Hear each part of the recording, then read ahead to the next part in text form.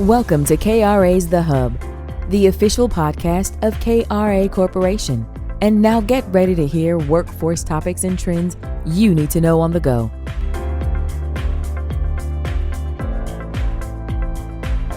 Hello and welcome back to KRA's The Hub. This is Doug Foresta, and I'm with Jonathan Overall, Senior Director of Workforce Operations for KRA. And, every episode you hear from Jonathan, but today, what we thought we'd do is we're going to get to know Mr. Jonathan Overall and who he is, and also get to know a little bit more about KRA and also the purpose of the podcast and what you can expect in 24. So, Jonathan, thank you for letting me be here with you today. It's always a pleasure. It's always a pleasure as well, Doug, and it's great to be on this side of the conversation. I know we're turning the tables today.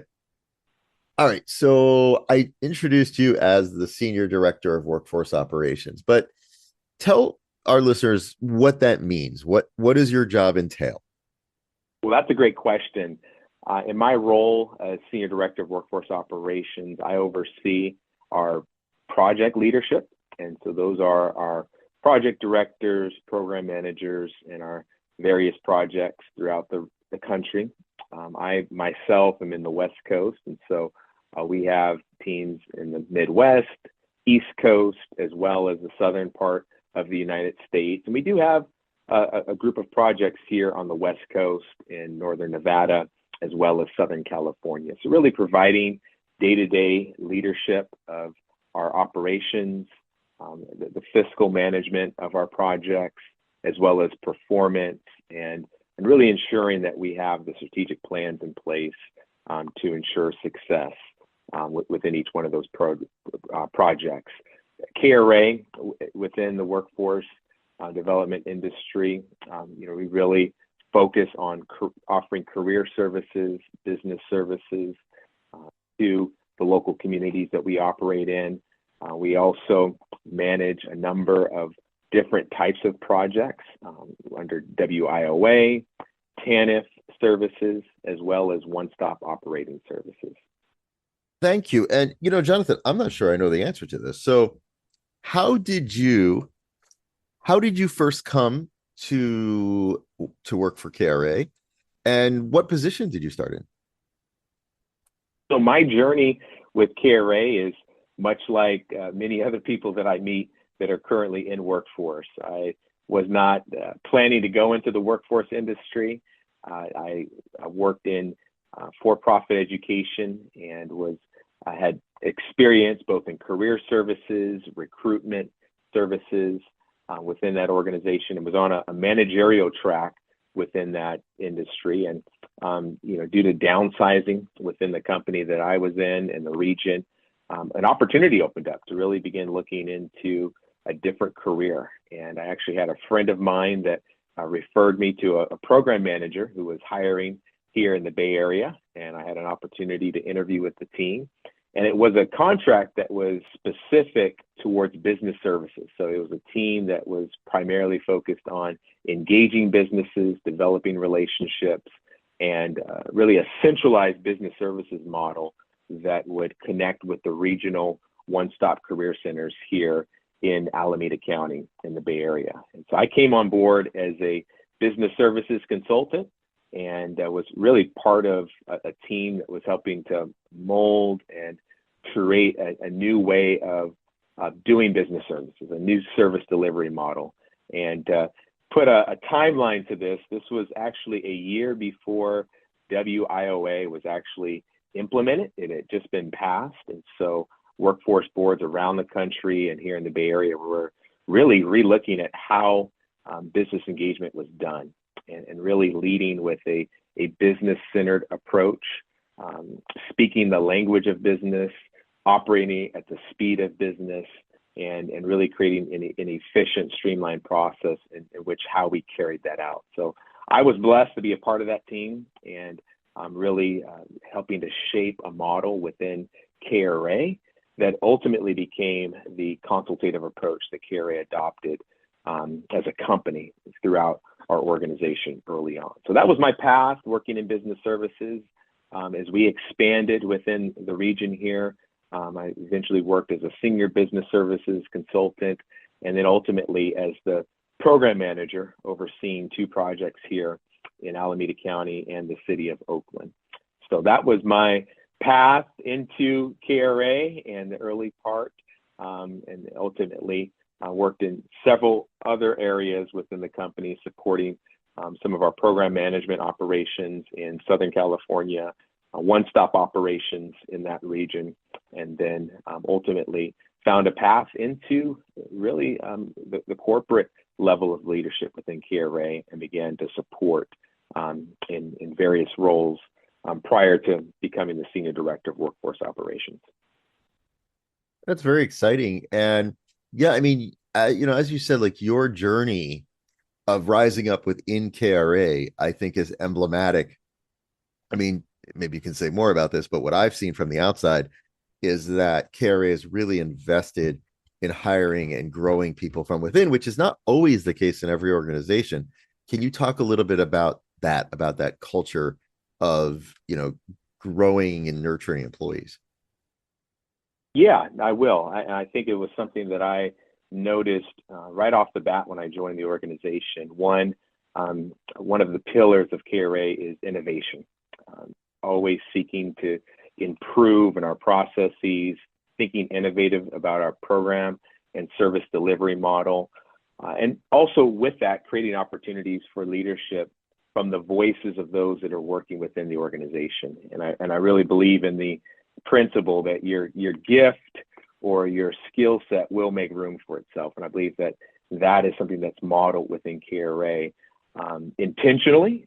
KRA also has a leadership academy called Leadership Edge within the company that really focuses on corporate and project leaders, but also emerging leaders within the company. And so I was definitely blessed to be a part of that culture, which sought to identify emerging leaders, create opportunities for their voice to be heard, but then also have an opportunity to contribute towards that in an innovative way. And so, again, the work that I was a part of here in Alameda County was definitely the beginning of that, and then opportunities really began to carry over into the various roles and the various projects that I began to support within the company.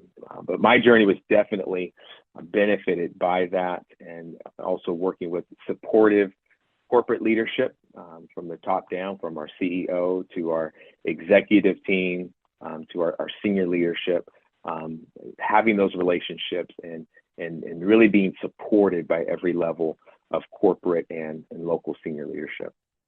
Yeah, I think it's, thank you for sharing this, because I think it's really, again, we hear your voice every week, but it's great for people to kind of get to know who you are within, and also, within the context of KRA, and talk a little bit more about KRA. Tell me some of the other things that you think are unique about KRA that really make it a great organization to work for, and ultimately also just a great workforce organization.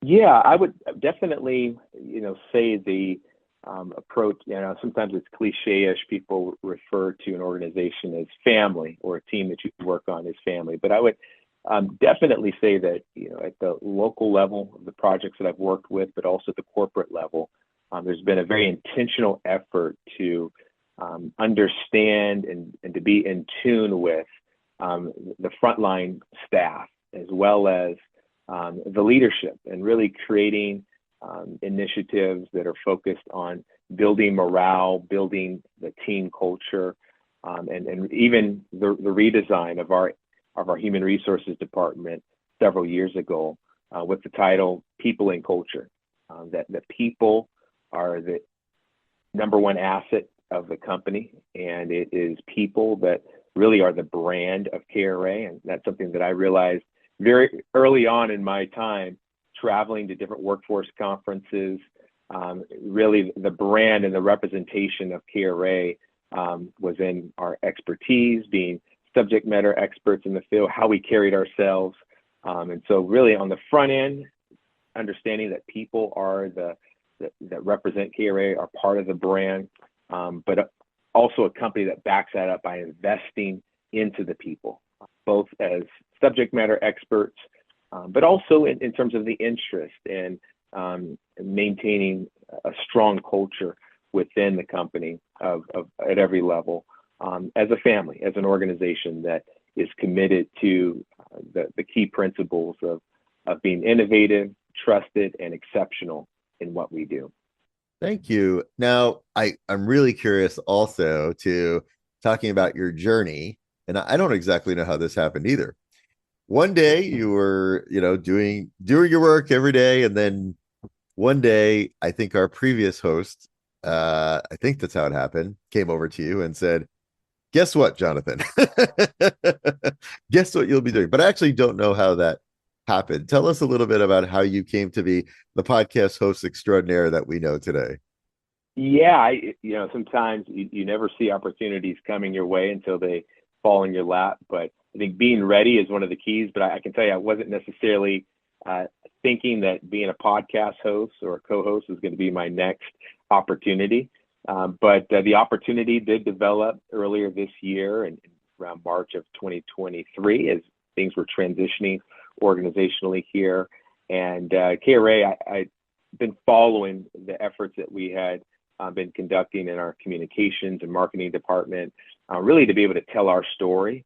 And so I knew of the podcast and again, had been following it. And so when the opportunity came, was definitely interested because I love to have conversations with thought leaders. I like to engage about the current trends within workforce, the economy, but also what's happening in the future. And so having a chance to sit in and just to observe what took place in this podcast and to be a part of that was definitely something that interested me. And I do like to take on new challenges. And so I always think about it, but always like to step into new things that will bring an opportunity, really just to help expand KRA's presence as a thought leader in having conversations in this space. And so with those things in mind and those opportunities in front of me, I did say yes and got a chance to connect with you and the great guests that we've had a chance to interview over the last 9 months, which has really been just a great experience for me. Before I go forward with that, I just want to say there's definitely I think a lesson in here for our listeners. You said about, like most people in workforce, you're like, I never planned to be in workforce, right? Because I didn't even know it worked. Before 2015, I didn't even know what workforce was. I didn't even understand what it was. And I think a lot of people, come to the workforce system without really, having ever known. They're not in college saying, boy, I'd really like to go into workforce development. And likewise, you're like, I never thought of myself as a podcast host. I never thought about doing it. But you are somebody who's open to new experiences and open to learning and growing. And so you've made the most of those opportunities. And I think there's a lesson there, for all of us, for all listeners about, being open. It's great to plan, but it's also really great to be open to opportunities. Yeah, no, that's right. I think being open to opportunities as they come, really positions you to, step into things that do stretch you to a degree and pull out attributes and skill sets that maybe just weren't being sharpened prior to that. And so I think, from the top down, if we can model that, that's also beneficial as part of the DNA of how we lead our projects, and even from a program and service design, that as we are building workers for the workforce and for businesses, that those are many of the attributes. So I think as we lead from what we model in the corporate level, but also instilling that in how we design our programs, how we lead our projects, and ultimately how we extend out and impact the customers, the job seekers that we serve. So I want to know, what have you enjoyed most this is going to be the end of the first calendar year. Like you said, you started in March or so. What have you enjoyed most about being a podcast host, about doing this? I would say I mentioned this earlier, probably the great conversations with influencers within this industry, and really being able to hear from them, not just what's happening, but where are things going within the industry. and really even learning new things and learning the way that things are being done outside of even my scope of the work that I do. And so, sometimes you can hear somebody present at a conference and or see the work that they're doing, but it's much different when you can have an intentional conversation about a topic, their journey, but also the work that they're doing, their perspective, and then also having conversations about really great topics like AI and the emergence of technology. How are these things either disrupting or how are they adding to the workforce? And I think that, as we tackle these topics with folks in different spheres of influence around the country, I think it's just beneficial for our listeners, but also for myself. I enjoy that. And so, it's great to be able to facilitate that here in this podcast. Yeah, I agree with you. The conversations that we have, on this podcast are not conversations that we might ever have otherwise, right? Because we may not have an opportunity to sit down with someone, like you said, and have an intentional conversation like that. Many times, even if we do talk to people in our day-to-day life, it's usually there's something to accomplish or, there's tasks to be done. But to really say, okay, we're going to explore this topic for 20 to 30 minutes. We're going to explore this topic for 20 to 30 minutes. It's not something I think, it's an opportunity that doesn't come up in day-to-day life necessarily. What I also would love to, I know you don't have a crystal ball and, we're not like, we haven't planned out every single episode for 2024 because again, it's going to be an exciting year, I'm sure. But can you say a little bit about some of the things that, maybe some of the topics or just overall kind of things that people can expect generally from the podcast in 24? Yeah, it's a good question. We definitely want to continually engage different leaders within workforce development, both in I'd say the service providing world, but also those that are involved with policy, those that are involved with some of the industry sectors that intersect with the work we do. And we've had a number of great guests this year that I know we've already spoken to about coming back next year. And I think that with their perspective, as things are continually changing, it'll always be a fresh conversation that we can have with them. But one area that we definitely want to grow in and really expand and also highlight are some of the wonderful leaders that are within our organization as well.